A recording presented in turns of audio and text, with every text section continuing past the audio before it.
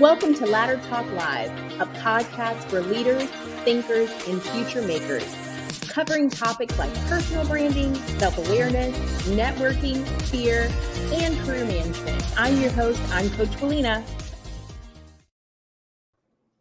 Hello.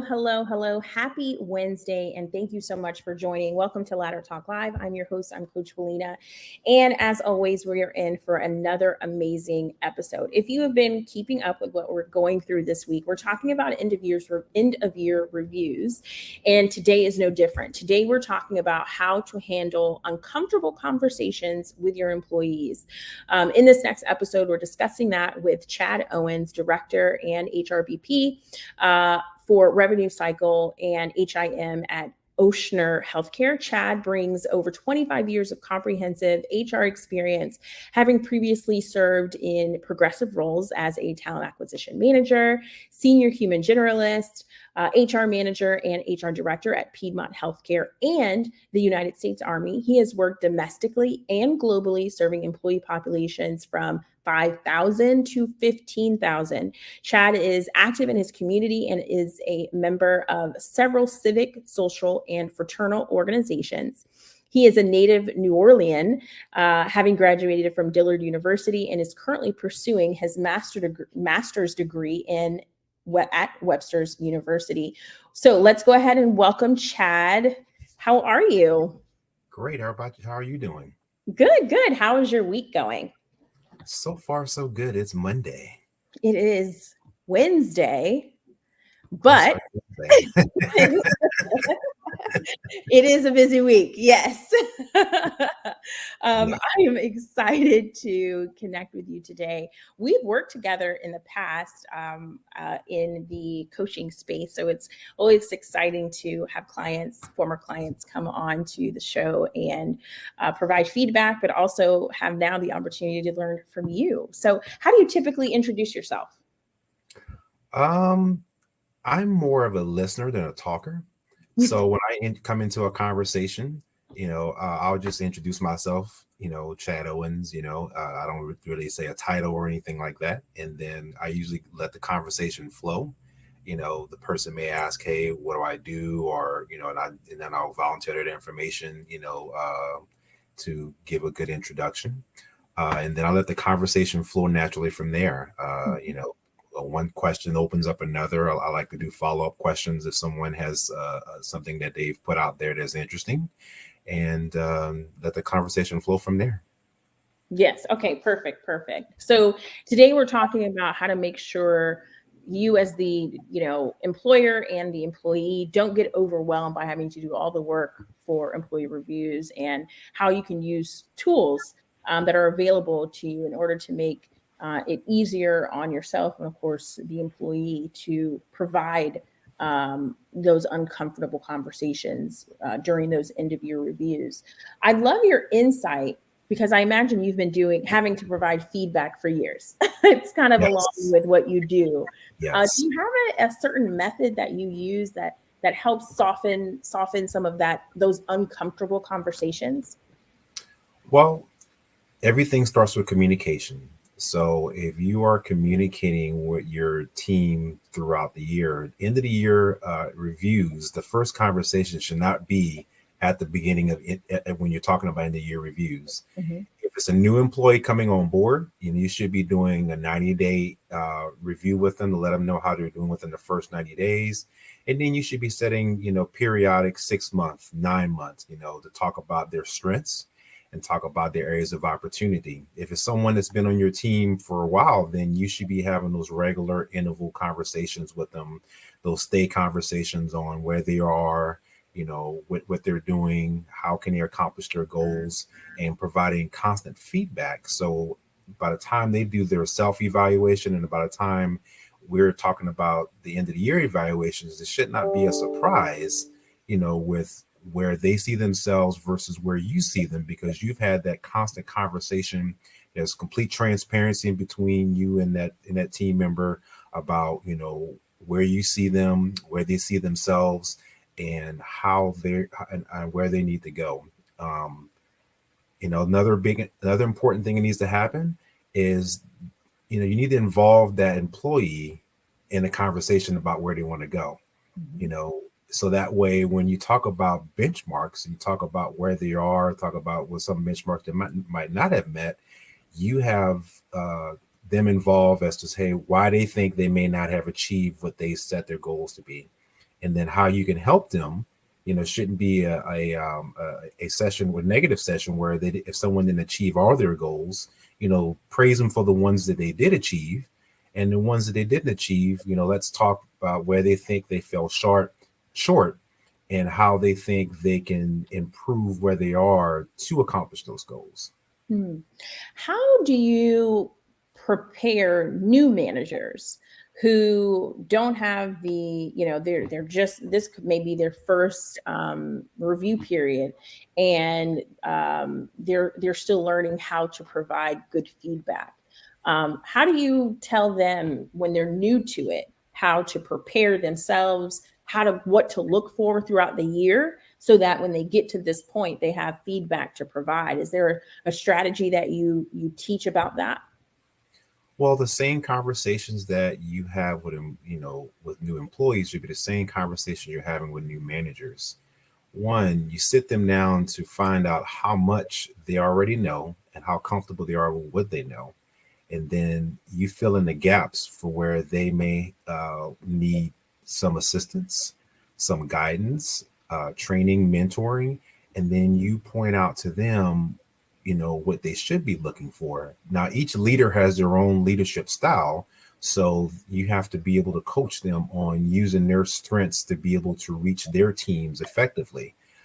What may work for me may not work for that another manager. So you have to be able to tap into their strengths and go through their weakness, go their areas of opportunity to decide, hey, what's going to be the best process that works for them.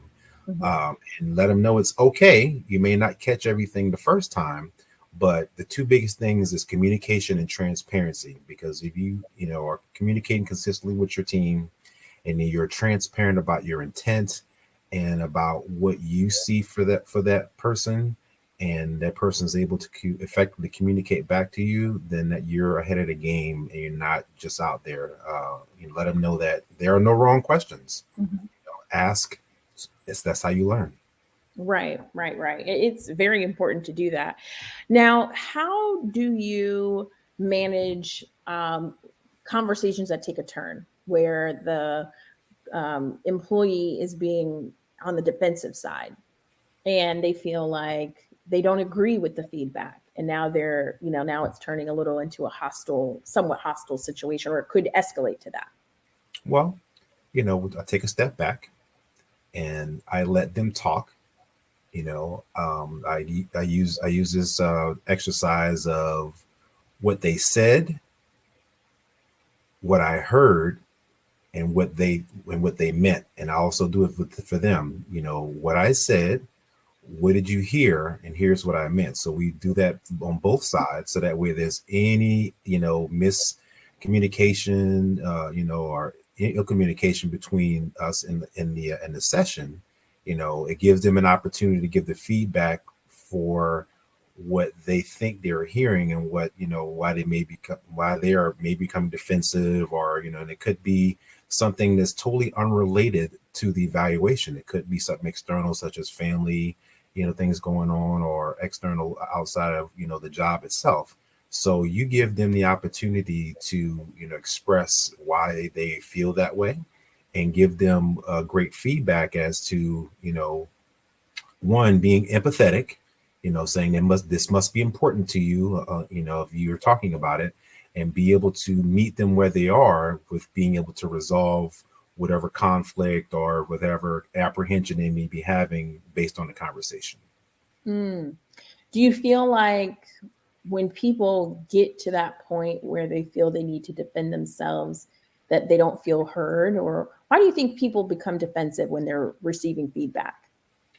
Well, some people may not be used to receiving feedback. Mm. So if you're especially if it's your first time with conversation with them, they're coming from an environment where they may not have been heard, and they may not used to having those conversations with their manager, supervisor. Then you have to make them feel comfortable. You have to meet them where they are, to bring them to the middle to where the conversation is going to be effective. They hear you, you hear them, and you can build on that relationship going forward.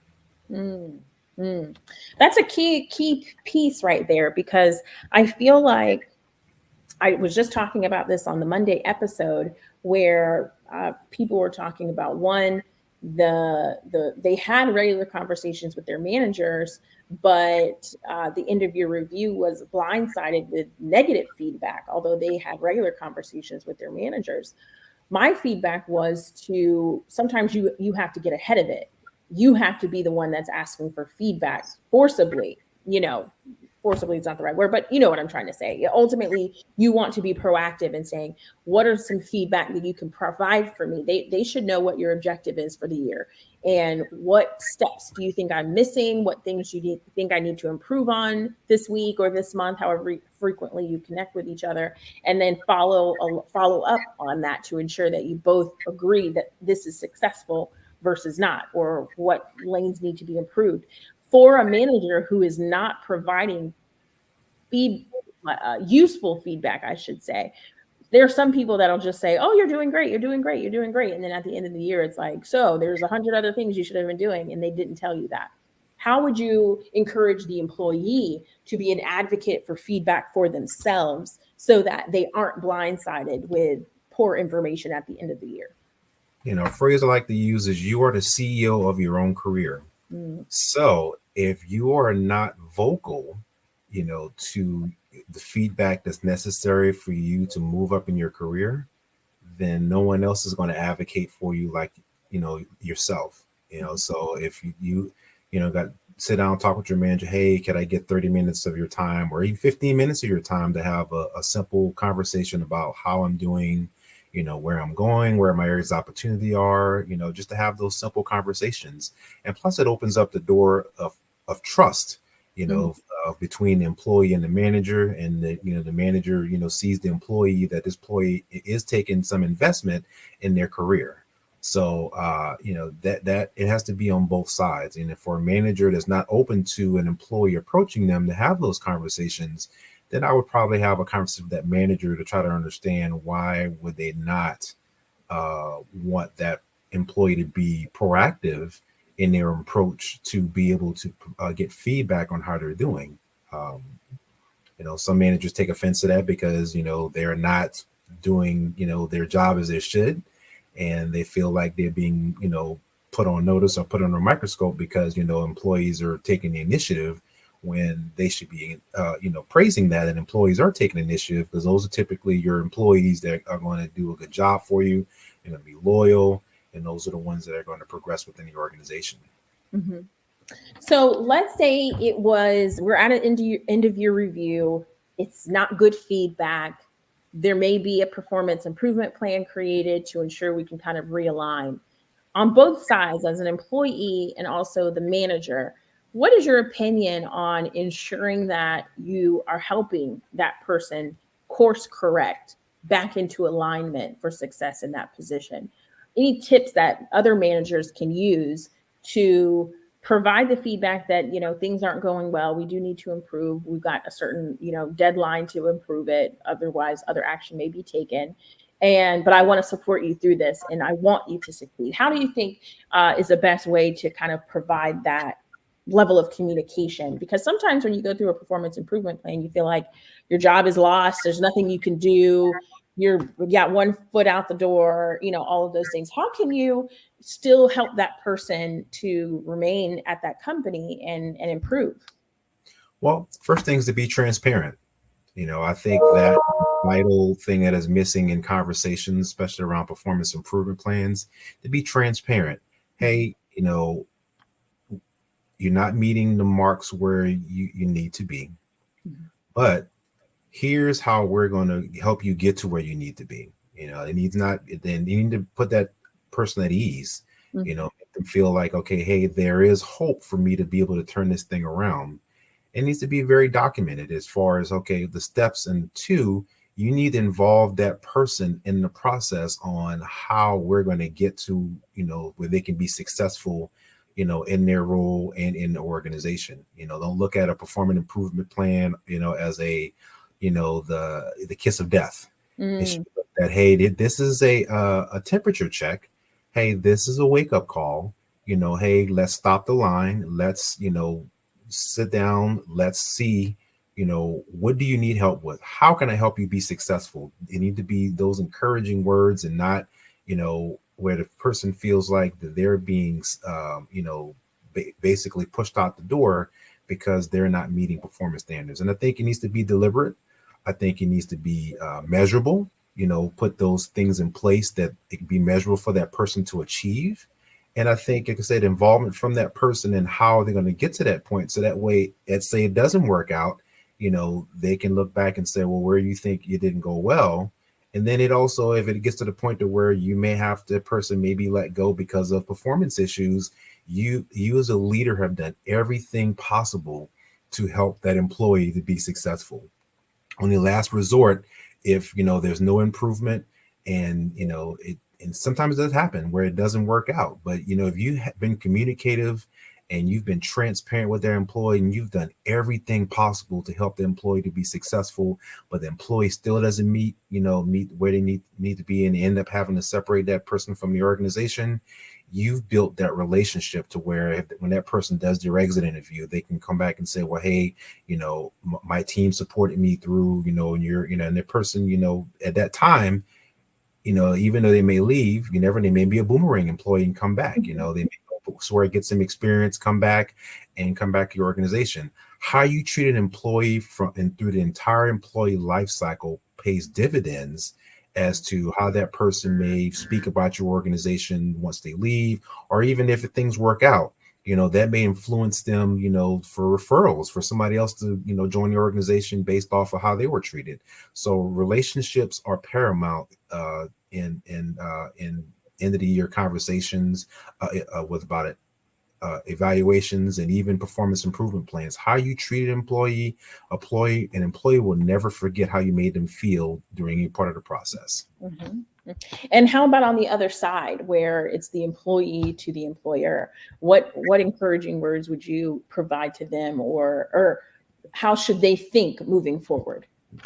They should be open. Constructive criticism is good criticism. They should be, open to want to have those conversations, especially if a manager supervisor is willing to help them to be successful. And it shouldn't look at it as if, someone's pointing fingers at them or someone's, being negative toward them. The manager supervisor's job is to help you to be successful. But communication is 50-50. You have to be willing to receive as well as your manager is trying to give. So if a person is not open or receptive to constructive criticism or open to want to be helped, then they're not doing themselves any favors. And if a good manager will communicate, positive affirmations to that employee as to, hey, here's the conversations that we're having. This is where we are. I'm here to help you. And then ask them, how can I help you? And involve them in the process of like I said, step by step of what it's going to take for them to be successful. Then, it can only help them. You're not there to hurt their cause or hurt, trying to push them out of the organization. Yeah. And that's a very good point. Sometimes we have to let our own guards down to receive feedback, to allow it to help us evolve as people ultimately, right? Because it's just a person to a person.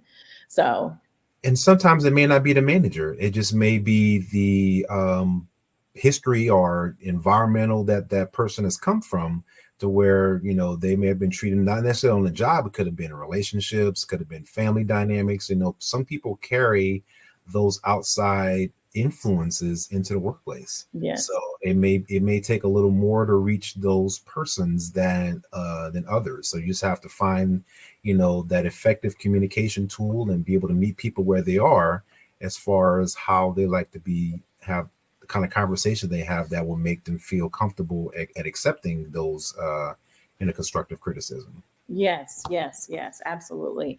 What are some things that you can leave us with here today? I appreciate you joining us today, Chad. As always, you're dropping all of the knowledge. What are some things that you can leave us with? Tips or tricks or anything like that? Communication and transparency will get you everywhere. Literally. Don't leave home without it, y'all. Now, how can we connect with you? Where can the people find you? You can go to my LinkedIn account, the LinkedIn, and then Chad M. Owens, or you can reach me on my personal email, chadmowens1971@gmail.com. Awesome. Well, thank you, Chad, so much for joining us today. As always, a real treat in having you. I look forward to continuing to see your growth and everything that you do in the future. And for the rest of you, we will be back again tomorrow, 11 a.m. Eastern. Tomorrow, we're talking about how I can set myself up for success in the next quarter. So now we're moving forward. So I hope each and every one of you have a great rest of the day, and we'll see you tomorrow. Bye. Hey, thanks for watching the latest episode of Ladder Talk Live. That last episode was jam-packed full of information. I know I took a lot of notes. I hope you were able to do the same.